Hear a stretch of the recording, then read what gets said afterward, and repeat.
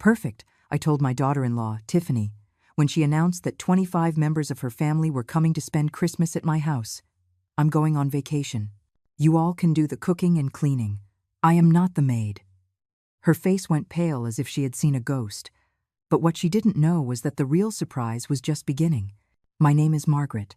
I am 66 years old, and for the last 5 years, I have been treated like the servant in my own home.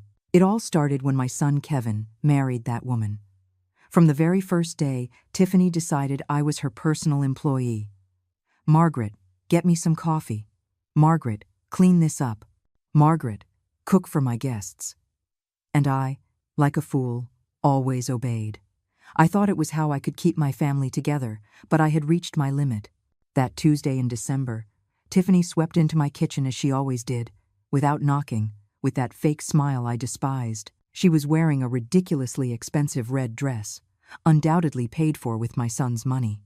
Her heels clicked against my ceramic tile like little hammers on my last nerve. "Margaret," she said in that condescending tone she reserved for me, "I have marvelous news. My entire family is coming to spend Christmas here. It's only 25 people. Only 25 people." As if that were a small number, as if I were a machine designed for cooking and cleaning. I saw the malice glinting in her eyes as she continued with her master plan. She settled into my kitchen chair, crossed her legs, and began to list them off as if reading a grocery list. "I've already spoken with my sister, Valeria, my cousin Evelyn, my brother-in-law Marco, my uncle Alejandro. Everyone is coming. My nieces and nephews will be here, my second cousins, Valeria's kids. It's going to be a perfect Christmas." She took a dramatic pause, expecting my usual panicked reaction. "Of course, you'll handle everything. The food, the cleaning, serving the tables." Her words hit me like slaps. I remembered all the times I had prepared dinners for her friends while she took the credit. All the times I had cleaned up after her parties while she slept until noon. All the times I had been made invisible in my own house. "We'll need 3 turkeys, at least," she continued, ignoring my silence. "And that chocolate silk pie you make too. Oh, and you'll have to decorate the entire house. I want it to look perfect for the Instagram photos." She waited for my typical, "Yes, Tiffany." But this time was different. This time, something inside me had shattered for good. I looked her directly in the eye with a calm that surprised even me. "Perfect," I repeated, watching her smile begin to falter. "It will be a perfect Christmas for you all because I won't be here." The silence that followed was deafening. Tiffany blinked several times as if she hadn't heard correctly. Her mouth opened slightly, but no words came out. The clicking of her heels stopped abruptly. "What do you mean? You won't be here?" She finally managed to articulate, her voice trembling slightly. She sat up straighter in the chair, her perfect posture beginning to crumble. "Exactly what you heard. I'm going on vacation. You all can cook, clean, and serve yourselves. I am not your employee." I watched the color drain completely from her face. Her hands began to shake. The coffee cup she was holding clinked against its saucer. For the first time in 5 years, Tiffany was speechless.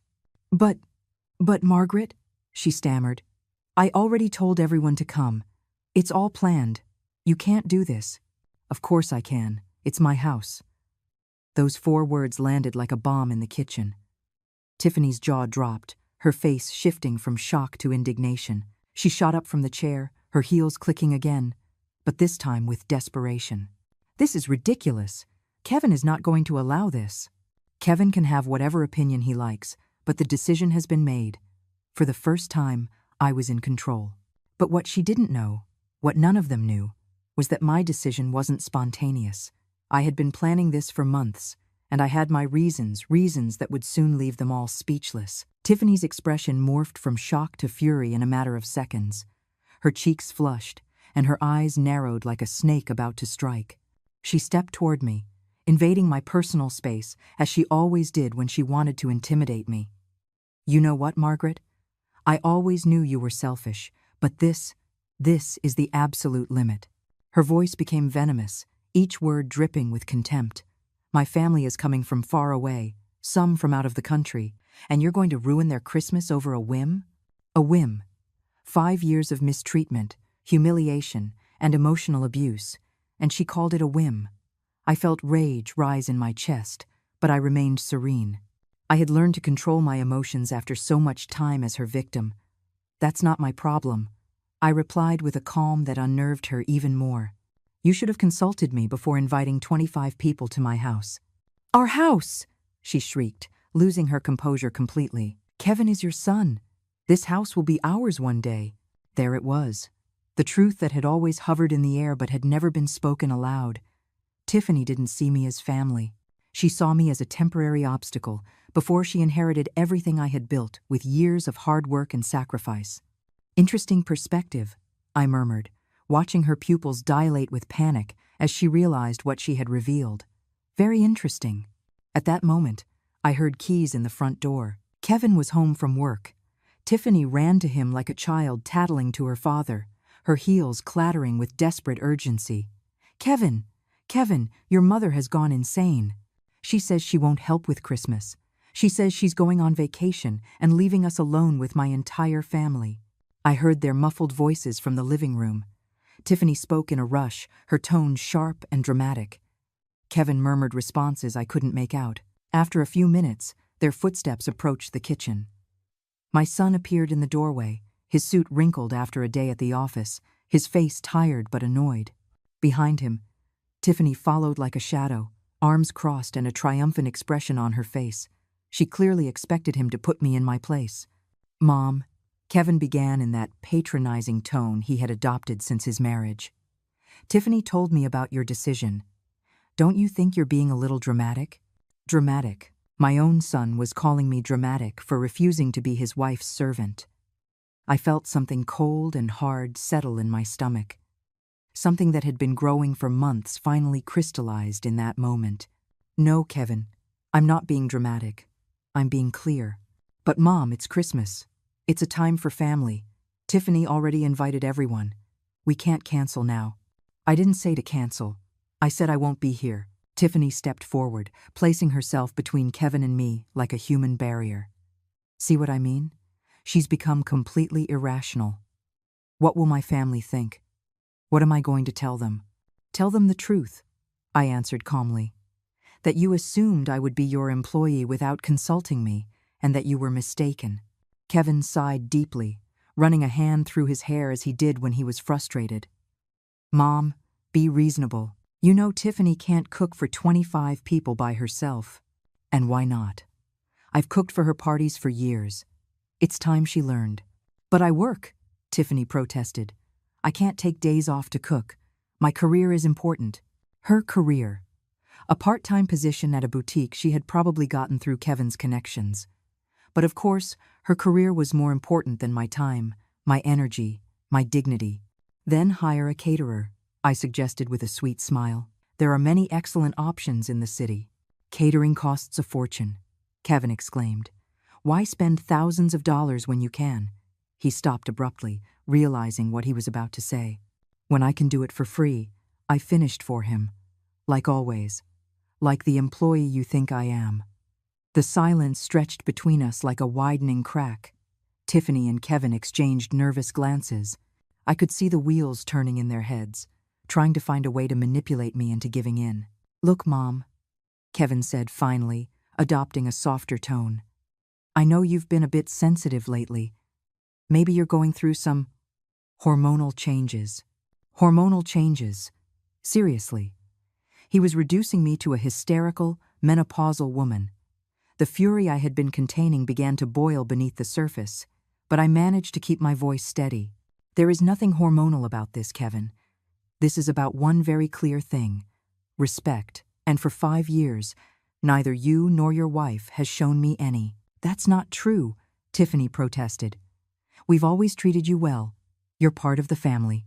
The part of the family that serves, cleans, and cooks while you two have fun. The part of the family that is never consulted, but is always expected to obey."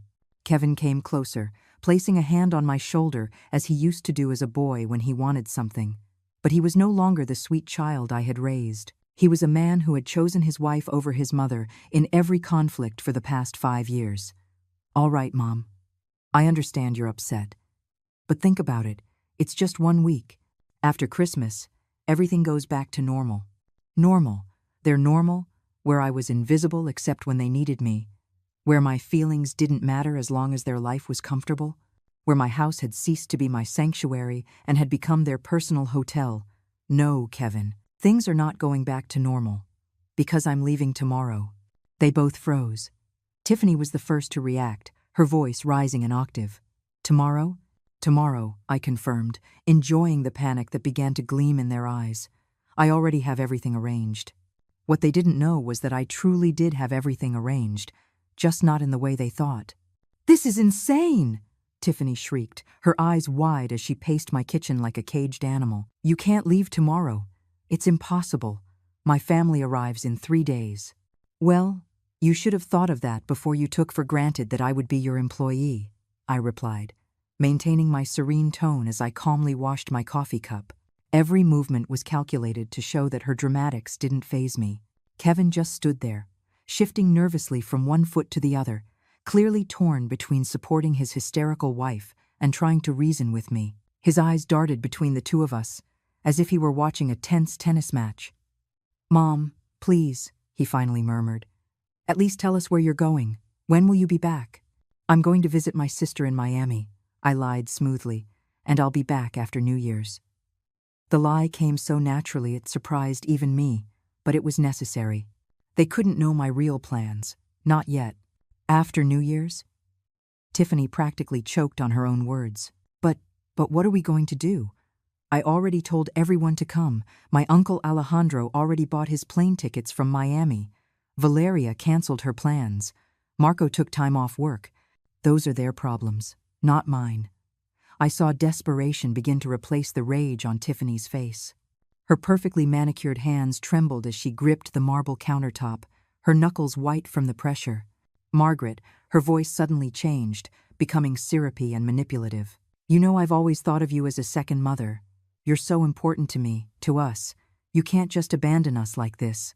There it was, the switch in tactics from fury to emotional manipulation. I had seen this play many times before, but it no longer worked on me. If you really considered me a mother, you wouldn't treat me like a servant. But I don't treat you like a servant. I just thought you enjoyed cooking for the family. I thought you liked to feel useful. Useful. That word pierced me like a dagger. For 5 years, I had believed that being useful was my way of keeping the peace, of securing a place in my son's life. But now I understood that being useful had only made me a shadow in my own home. You know what, Tiffany? You're right. I do like to feel useful. That's why I'm going to be useful to myself, for the first time in years. Kevin intervened again, his frustration now evident in every line on his face. Mom, this isn't fair. You know we don't have the money to hire a caterer for 25 people. The deposit on the new apartment wiped out our savings. A new apartment. This was the first I was hearing about a new apartment. My eyes narrowed as I processed this information. Since when were they planning to move, and why hadn't they told me? What new apartment? I asked, my voice laced with a dangerous curiosity. Tiffany and Kevin exchanged a guilty look, the kind of look you share when you've just revealed something that was supposed to be a secret. Well, Kevin began, looking down at his shoes, we were going to tell you after the holidays. We found an incredible place downtown, 3 bedrooms, ocean view, a gym in the building. Sounds expensive, I observed, keeping my tone neutral, though my mind was racing. Well, yes, but it's worth the investment. And don't worry, we're not moving far. Only 30 minutes from here. 30 minutes. Close enough to keep using my house as their personal restaurant, but far enough to have their privacy. How convenient, and how do you plan to pay for it? I asked, though I already had a suspicion about the answer. Tiffany's face suddenly lit up, as if she'd found the perfect solution to all our problems. That's why it's so important that we have a perfect Christmas. My uncle Alejandro is very generous when he's impressed, and my brother-in-law Marco has connections in real estate. If everything goes well, they could help us with Kevin's business. There it was.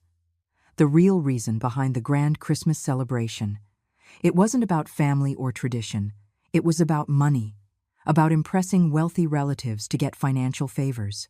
And I was the cornerstone of their manipulation scheme. I see, I murmured, letting the silence hang as they both waited for my response.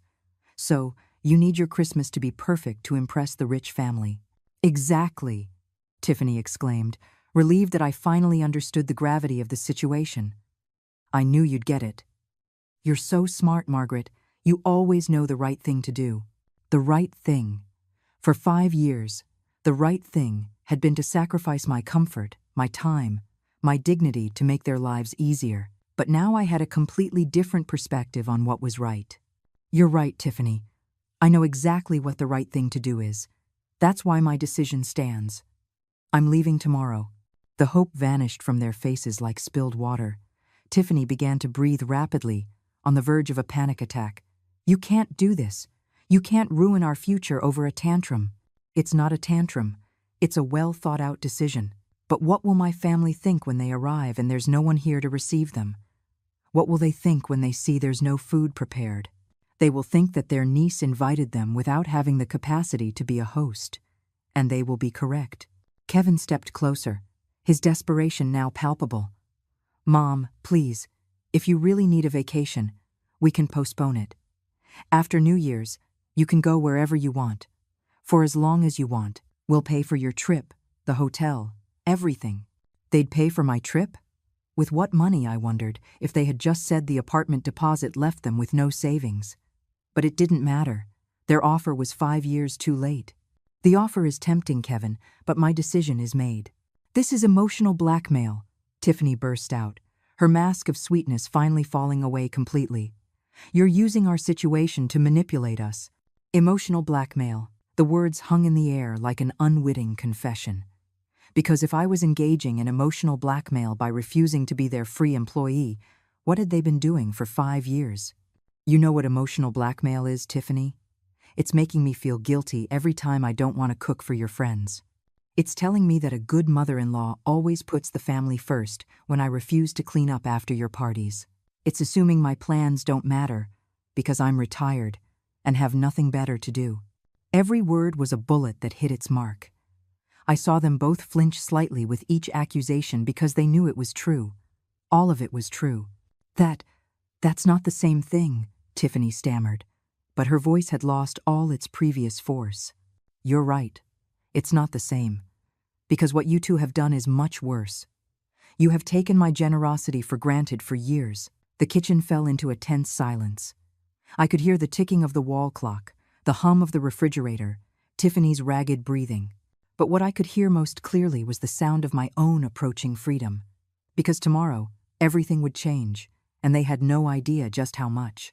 That night, while Tiffany and Kevin were still in the living room arguing in desperate whispers, I locked myself in my room and pulled out my laptop. It was time to set the second phase of my plan in motion, a plan that had been brewing for months, ever since I discovered something that changed my entire perspective on my dear daughter-in-law.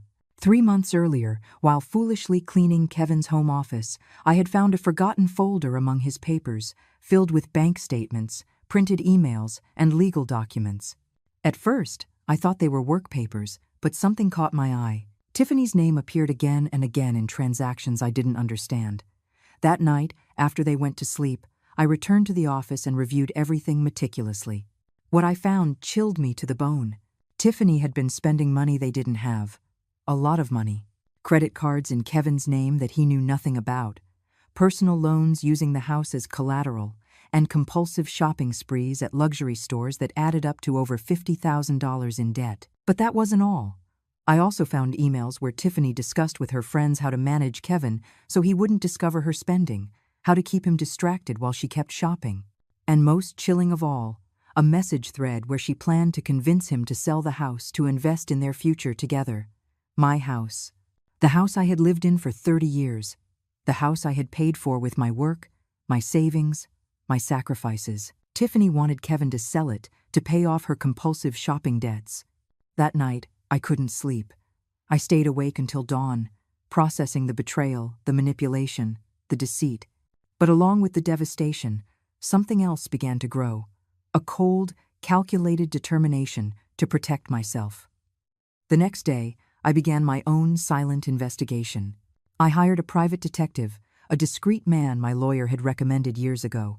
I asked him to track all of Tiffany's financial activities. What we discovered was even worse than I had imagined.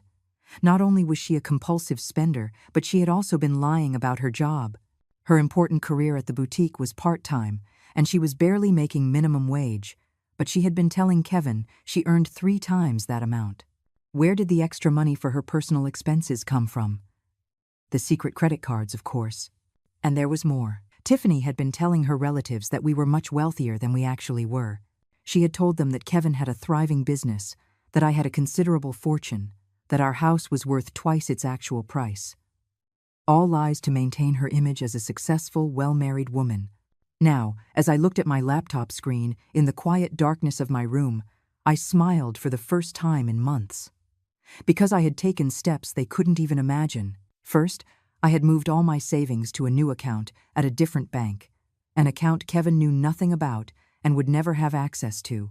Then, I had consulted with my lawyer about how to protect the house's deed. It turned out there were very effective legal ways to ensure no one could force me to sell it. But my masterstroke had been to contact Tiffany's family directly. Not all of them, just the ones who really mattered. Her uncle Alejandro, the successful businessman from Miami, her brother-in-law Marco, the real estate agent who was supposedly going to help them, and her sister Valeria, who worked in finance and had an impeccable reputation. I had sent them very polite emails, introducing myself as Tiffany's concerned mother-in-law. I told them I was worried about the young couple's delicate financial situation and wanted to ask their advice on how to help. Of course, I had accidentally attached some of the most alarming bank statements I had found. The responses were immediate. Alejandro was furious at being deceived about Tiffany's real situation. Marco immediately canceled any plans for financial assistance. Valeria was so angry she threatened to come personally to sort out her younger sister's life. But the best part was that none of them had said anything to Tiffany yet. They were waiting for the Christmas gathering to confront her in person. A gathering that would now be missing the host they expected, the food they were promised, and the festive atmosphere Tiffany had painted in her lies. My phone vibrated with a text message. It was from Alejandro. "Mrs. Margaret, after reviewing the documents you sent, my family and I have decided to arrive a day earlier than planned. We want to speak with Tiffany about some important matters before the celebration. Would it be possible for you to receive us on the morning of the 23rd? The morning of the 23rd. Exactly when I would be packing my bags for my trip to Miami. What a perfect coincidence," I replied quickly. "Of course, Alejandro. It will be a pleasure to have you. However, I must inform you that I will be leaving for a trip that same day, so Tiffany and Kevin will be your hosts." His response came in seconds. "Perfect. That will be exactly what we need." I closed the laptop and lay back in bed, smiling in the dark. For 5 years, I had been the silent victim, the submissive mother-in-law, the free employee. But all that time, I had been observing, learning, understanding how my in-laws really worked. Tiffany thought she was so smart, so manipulative, so clever. But she had gravely underestimated the older woman who cleaned up her messes. She had assumed my age and my apparent meekness meant I was helpless. Tomorrow morning, while she was still asleep, I would be packing my bags. Not for Miami, as I had told them. My real destination was a luxury hotel just an hour away, where I had booked a suite with an ocean view for the next 2 weeks. From there, I would have a front-row seat to the collapse of the little kingdom of lies Tiffany had built. I would watch her family discover her deceptions. I would watch Kevin finally open his eyes to the woman he had married. I would watch her whole, perfectly manipulated world fall apart, piece by piece. And best of all, I wouldn't have to lift a finger to make it happen. Tiffany had dug her own grave with years of lies and deceit. I had simply taken the shovel out of her hands and showed her family where to look. Outside, I could hear that the argument in the living room had finally ended. Footsteps on the stairs, doors closing, the tense silence of a house full of unresolved conflicts. But I slept deeply that night. For the first time in 5 years, I slept with the smile of someone who knows that justice, even when it's late, always arrives. At 6 in the morning, my alarm clock sang like the anthem of freedom. I got up with an energy I hadn't felt in years. I showered peacefully and began to pack my bags. Every garment I folded was another step toward my independence. Every item I stored away was a silent declaration that I was no longer anyone's employee. Tiffany and Kevin were still asleep. I could hear their deep breathing from the hallway as I carried my suitcases down the stairs. I had prepared a note, which I left on the kitchen table next to the spare house keys. A brief but precise note. Have decided to leave early for my trip. The house is in your hands.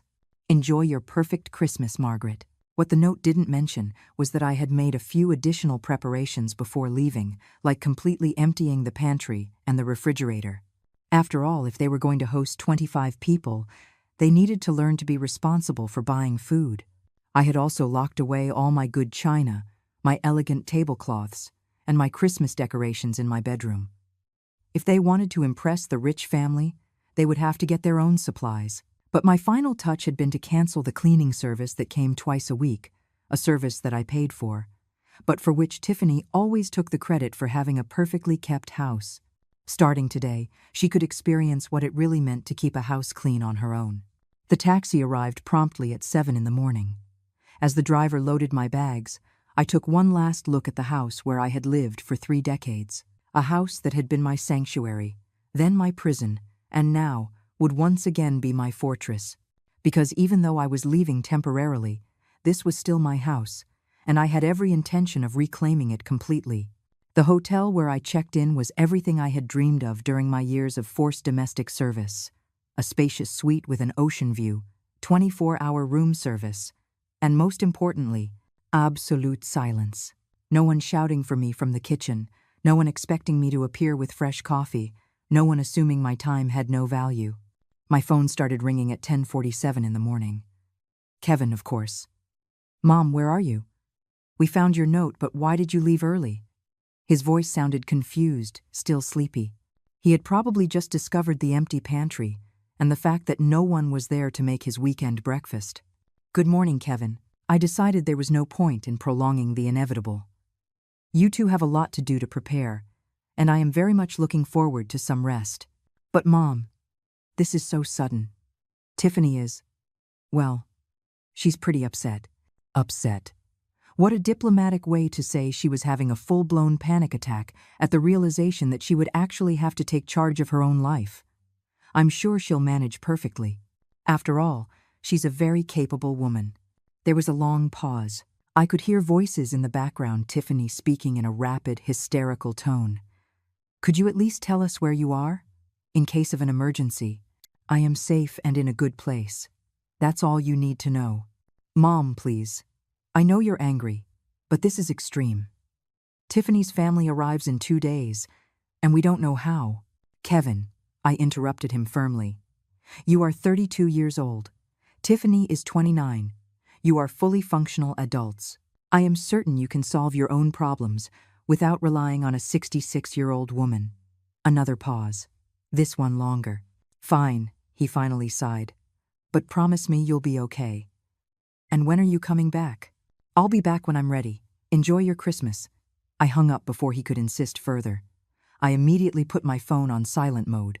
I knew the next few hours would be a constant bombardment of desperate calls and messages, but I had waited 5 years for this moment of peace. I wasn't going to let them ruin it. I ordered lobster thermidor from room service, something I would never have cooked for myself because it would have seemed too extravagant by the standards of austerity Tiffany had imposed in my own home. As I ate slowly, savoring every bite, my phone blinked constantly with silenced notifications. The best part was yet to come, because tomorrow morning, exactly as I had calculated, Tiffany's family would begin to arrive. They would not find the perfect Christmas she had promised them. Instead, they would find the raw reality of who the woman who had been living on lies for years truly was. At 3 in the afternoon, I finally checked my messages.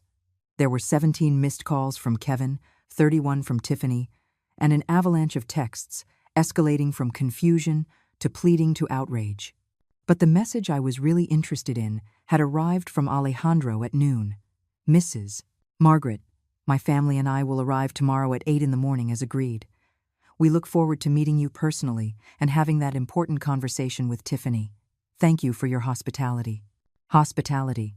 If only he knew that by 8 o'clock tomorrow, the only hospitality they would find would be Tiffany trying to explain why the house was empty, why there was no food, and why the generous mother-in-law she had boasted so much about had mysteriously disappeared. I replied to Alejandro, "I regret to inform you that I had to move up my trip due to unexpected family commitments. Tiffany and Kevin will be delighted to host you. I'm sure you will have much to talk about." His response was immediate. "I understand perfectly. In fact, this might be for the best. Some conversations are better had in private." Private. Exactly what they needed. A private conversation between a woman who had been lying for years and a family that finally knew the truth about her financial deceptions. That afternoon, as I enjoyed a massage at the hotel spa, I allowed myself to imagine the scene that would unfold tomorrow morning. Tiffany and Kevin waking up in a panic, making a last-minute run to the grocery store, desperately trying to create the illusion of hospitality they had promised. And then, at 8 o'clock sharp, the sound of the doorbell, announcing the arrival of the family who had come to collect on past due accounts. I couldn't help but smile as the masseuse worked on the knots of tension that had been in my shoulders for 5 years. Knots that were finally beginning to unravel, one by one, just like Tiffany's lies. The morning of the 23rd dawned with a clear sky, and my phone exploded with calls. I woke to the first call from Kevin at 6:30 in the morning. I didn't answer. While I leisurely ate eggs Benedict with smoked salmon on my suite's terrace, I decided to check the voicemails. The first was from Kevin. "Mom, please, pick up. Tiffany is hysterical. We don't know what to make for breakfast for 25 people. The grocery store doesn't open until 8, and the family arrives at exactly that time. We need help, urgently. Please, please call us." The second was from Tiffany, her voice completely broken. "Margaret, I know you're mad at me, and I get why, but please don't make me look bad in front of my family. They traveled from so far away.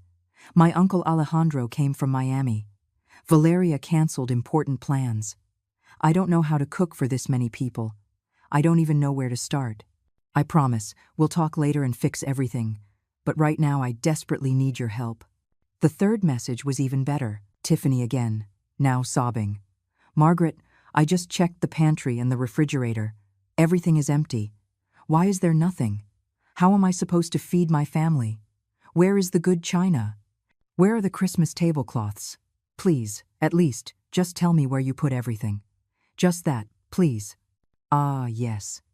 The dawning realization that running a household requires planning, effort, and actual money. The tardy understanding that food doesn't magically appear in refrigerators, that tables don't set themselves, that decorations don't install themselves by magic. But the message I was truly waiting for arrived at 7:15 in the morning. It was from a voice I didn't recognize, but it spoke with authority. "Mrs. Margaret, this is Alejandro, Tiffany's uncle. We arrived at the airport early and decided to come straight to your house. We expect to be there in 15 minutes. I'm very much looking forward to meeting you and having that conversation we've been planning." Perfect. They would arrive at the peak of Tiffany and Kevin's panic. At 8:20 my phone rang. This time I answered. "Mom." Kevin's voice was trembling, on the verge of a nervous breakdown. "Can you talk?" "Good morning, Kevin. Of course I can talk. How is your morning going?" "Mom, please, don't do this. Tiffany's family just arrived and we have nothing to offer them. Literally nothing. Tiffany is crying in the bathroom and I don't know what to do. Have you explained the situation to them?" "What situation? How do I explain that my mother decided to go on vacation right when we needed her most? When they needed me most? Not when I needed respect or understanding or a simple thank you for 5 years of service. Only when they needed me. Tell them the truth, Kevin. That for 5 years, you took it for granted that I would be your unpaid domestic servant, and that I finally decided I deserved a vacation." There was a pause. I could hear voices in the background, a mix of panic and confusion.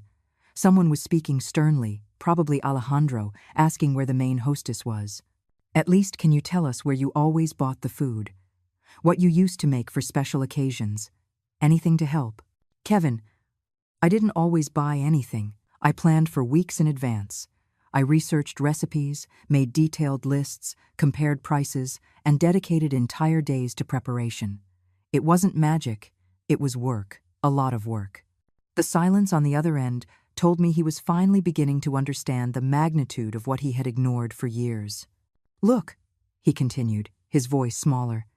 I know we've been inconsiderate, but right now I need practical solutions. What do I do with 25 hungry people in my living room?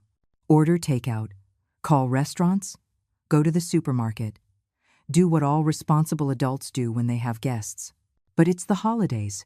Everything is closed or swamped. The restaurants have no availability. Then maybe you should have thought of that before you invited 25 people without consulting the person you expected to do all the work. I heard a new voice in the background, a serious tone. Alejandro was clearly demanding an explanation. Mom, Tiffany's uncle wants to talk to you. He says he needs to understand what's going on. I would love to talk to him, but I'm on vacation.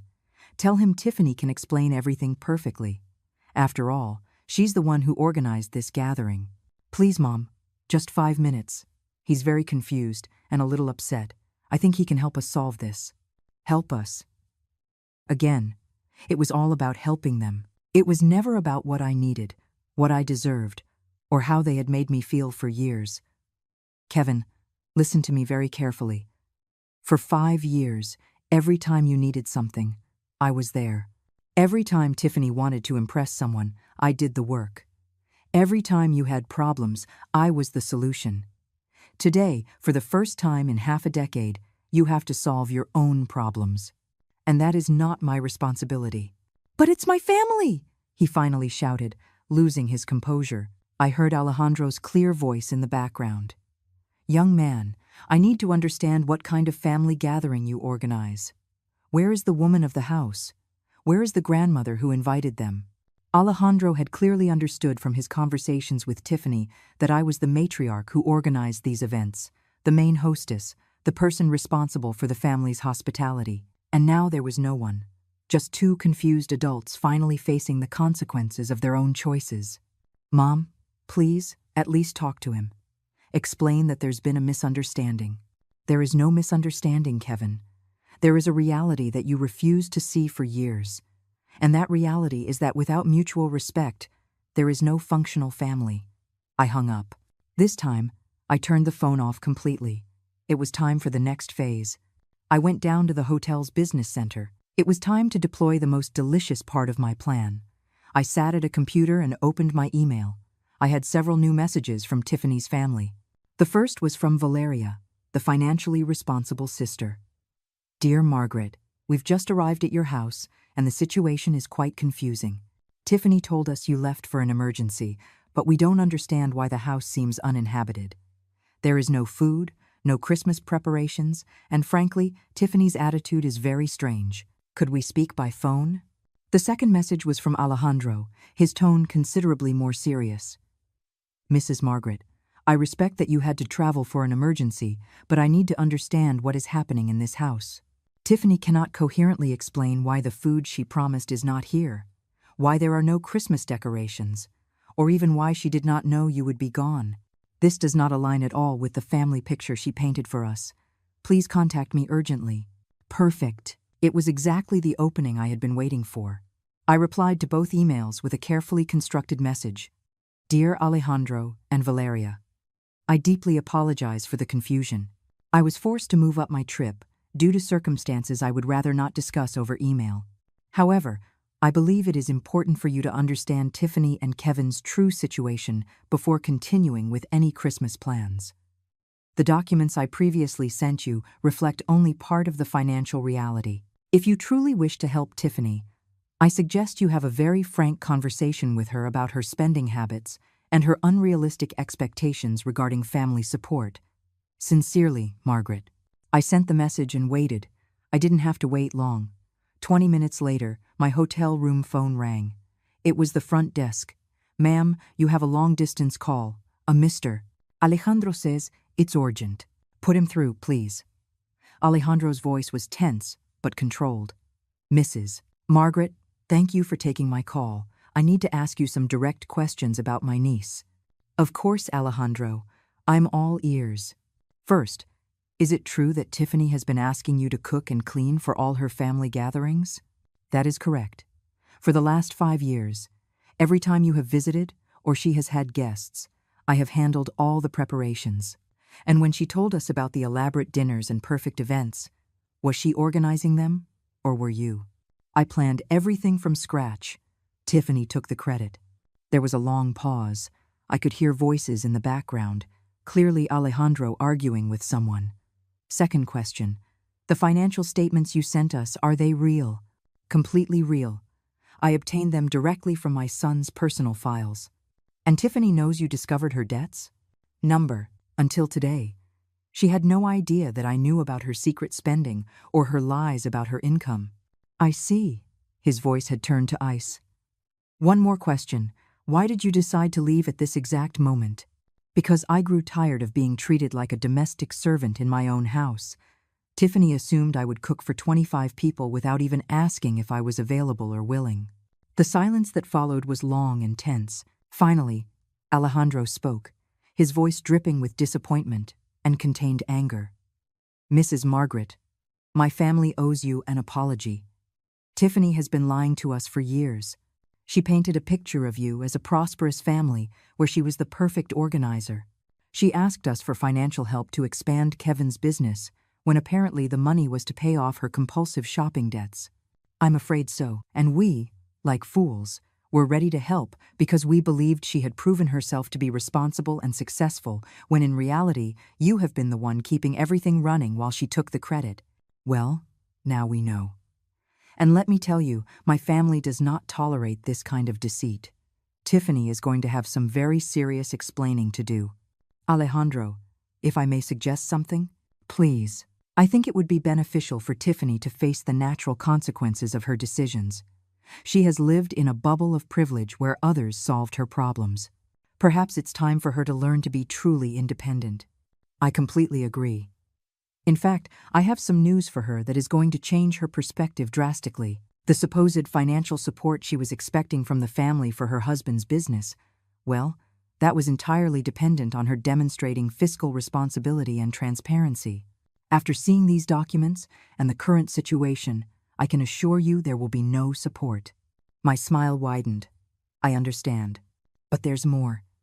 My brother-in-law Marco, who was going to help them with real estate connections, is also very upset. Apparently, Tiffany had asked him to evaluate some properties for investment, including the house where you live. Did you know about this? This was new. I hadn't known Tiffany had gone so far as to ask Marco to evaluate my house for a sale. No, I did not know that. Well, Marco is furious. He invested time and resources based on false information. He feels completely deceived. Which brings me to my main point. My family has decided that this perfect Christmas is going to become a family intervention. Tiffany will have to explain every lie, every deception, every manipulation. A family intervention. This was even better than I had planned. Not only would Tiffany have to face the logistical disaster of her party, but she would also have to account for years of deceit before her entire family. And what about the other relatives? They are all aware of the situation now. For dinner tonight, the whole family will know the truth about Tiffany. And does she know? Not yet. But she's about to.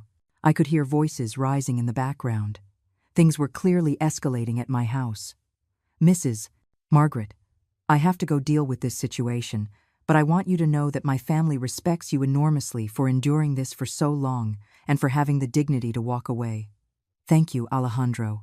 That means a great deal to me. One more thing. When you are ready to return, we hope to meet you properly. The real Margaret, not the employee Tiffany pretended you were. It will be a pleasure. I hung up and leaned back in my chair, feeling a deep, warm satisfaction. At my house, Tiffany's world of lies was crumbling, piece by piece, exactly as I had planned. That evening, I hired a discreet car service to take me for a drive through my neighborhood, just to observe from a safe distance. The scene I found surpassed my wildest expectations. There were several rental cars parked haphazardly, and multiple grocery bags were scattered on the front porch, clearly abandoned mid-crisis. It was like watching a telenovela in real time, only 1,000 times more satisfying. My phone vibrated. It was a text from Valeria. Mrs. Margaret, could you call me? I need to ask about additional documents. I called immediately. Mrs.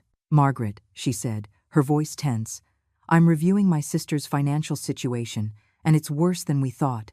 I just discovered she has been using Kevin's name and credit information to open accounts he doesn't know about. This could be considered identity fraud. This was new information. Does Kevin know? We just told him an hour ago. He's in shock. He keeps saying it must be a misunderstanding. Valeria, I have to ask something delicate. Did you know Tiffany told our family that you were considering making her the beneficiary of your will? The question hit me like a lightning bolt. What? Yes. She told us you were planning to leave her the house and a significant part of your savings. She used that as collateral for some of the loans she took out from family. The betrayal was even deeper than I had imagined. Valeria, I can assure you that is completely false. My will does not include Tiffany as a beneficiary of anything. I imagined so. But she used that story to borrow over $20,000 from some of our cousins in the States. $20,000 in debt that I was supposedly going to cover with my death. It was so twisted, so maliciously calculated. How is Tiffany reacting to all this? I asked. There was a long pause. She's in complete denial. She keeps insisting it's all a misunderstanding, that you're being vengeful because you felt left out of the Christmas plans. Of course, even when confronted with irrefutable evidence, Tiffany was still trying to play the victim. And the Christmas celebration? Valeria laughed bitterly. What Christmas? Tiffany ordered pizza for 25 people because she didn't know how to cook anything else. We're eating off paper towels because she can't find the good plates. Instead of celebrating, we're having the most intense family showdown of our lives. Pizza for 25. The irony was delicious. What do you plan to do now? I asked. Some of us are leaving tomorrow.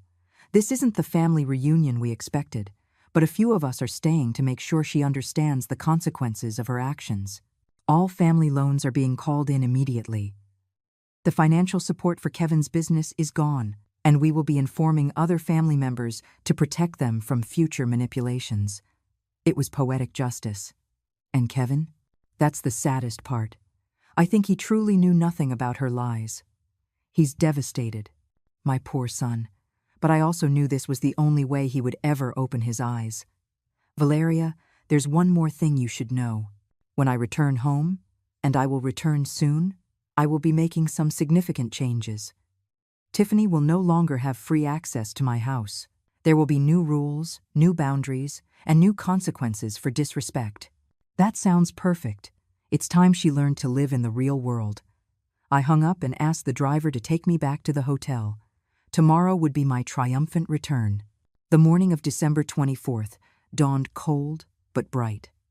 I packed my bags calmly and prepared for the final confrontation. Before leaving the hotel, I called my lawyer, Robert. I'm Margaret. Are all the documents we discussed ready? Perfectly ready, Margaret. The changes to the will are notarized, the amendment to the house deed is registered, and the new residency agreements are ready for your signature. Perfect. I'll see you in an hour at my house. Are you sure you want to do this on Christmas Eve? Robert, there is no more perfect time. It's time my family learned the true meaning of gratitude. The taxi dropped me off at 10 in the morning. I opened the door with my key, and the house fell silent. Margaret. Kevin's voice was incredulous, almost hopeful. Yes, I'm back. He appeared first, with deep dark circles under his eyes. Behind him came Tiffany, a version I had never seen before, no makeup, wrinkled clothes, eyes swollen from crying. Then came the rest of her family. Alejandro, stern and imposing. Valeria, holding a folder of documents. Marco and Evelyn, their faces etched with disappointment. Mrs. Margaret, Alejandro said, extending a hand respectfully. It is an honor to finally meet you. We are deeply sorry to have met under these circumstances. The honor is mine, Alejandro. And don't worry. Sometimes the truth needs to come out dramatically. Just then, the doorbell rang. It was Robert, my lawyer. Robert, thank you for coming. I believe we're all ready for the conversation we've been postponing for years. Robert entered, his presence immediately adding a legal weight to the room. Good morning, he said professionally. I am Robert Miller, Mrs. Margaret's attorney. I understand there are some family and financial matters that require clarification. Tiffany grew even paler. Why is there a lawyer here? Because after 5 years of emotional abuse, financial manipulation, and a total lack of respect, I have decided I need legal protection, I replied with icy calm. Legal protection from what? Kevin asked, genuinely confused. From your wife's attempts to use my future death as collateral for loans. From her plans to convince you to sell my house to pay off her compulsive shopping debts. From her unauthorized use of your credit information. Need I continue? The silence was absolute. Tiffany slumped onto the sofa, finally understanding her world of lies had completely collapsed. Robert, I said, shall we proceed? Very well. First, the testamentary changes. Mrs. Margaret has amended her will to ensure that the ownership of this house can never be sold or mortgaged without her explicit consent, even after her death. The house will be transferred into a family trust that protects Kevin's interests but prohibits any financial speculation. Tiffany began to cry silently. Kevin looked shocked, but also, for the first time, genuinely ashamed. Second, Robert continued, the new terms of residency. Tiffany no longer has unrestricted access rights to this property. Any visit must be coordinated in advance and approved by Mrs. Margaret. What does that mean exactly? Kevin asked, his voice trembling. It means your wife can no longer walk into my house whenever she pleases, give orders about my food and my time, or assume I will be her domestic servant. Mom, I never knew that she… You never knew? In 5 years, you never noticed that every time you had guests, I did all the work while she took the credit? You never wondered why your wife never cooked or cleaned, but always talked about what a perfect hostess she was. Kevin bowed his head, finally confronting years of willful blindness.